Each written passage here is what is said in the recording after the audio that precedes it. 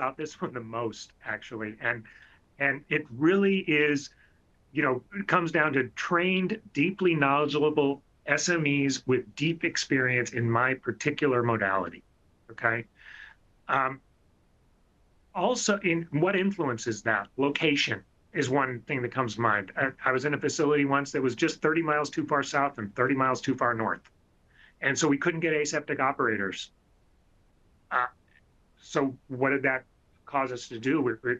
We had a much more robust training program, and we changed our strategy to bring in earlier college-educated people to train them. That's a big deal when you look at a CDMO. Where is a CDMO located? But a truly multimodal ready workforce, they understand what they're doing. They can provide you advice with deep experience. And the only way you can determine that is to meet them and talk to them. Sure, absolutely. And develop a relationship. Yeah. Maybe one thing to add to that. So I always see it as you need to have deep specialists in each of the areas that you're doing, but then you need a extra layer of people that are cross-trained, that are more systems thinking staff. Think of like your project managers, your MSAT, your QA team, and they understand how the different modalities interact in one facility, and they can kind of manage all the trade-offs. Like that's, I think, one of the key things that you need to make sure you have for your workforce to be ready for this. Sure. So like a first line of specialists, and then this secondary, tertiary line of people who got it. I want to spend a lot of CDMOs will separate that out, right? They'll have talent pools for one modality or the other, right? And I think what Steve was saying is really important. Having that layer on top to navigate the interfaces is really important. Yeah, absolutely. I want to spend the last few minutes talking about some really strategic takeaways for our audience members. And Mike, I'll start with you. If you had to give, I guess, cell and gene therapy developers a checklist of what are the top 3 questions, or top whatever, it doesn't have to necessarily be 3, but they should ask before selecting a CDMO for dual or multimodal manufacturing, what would they be?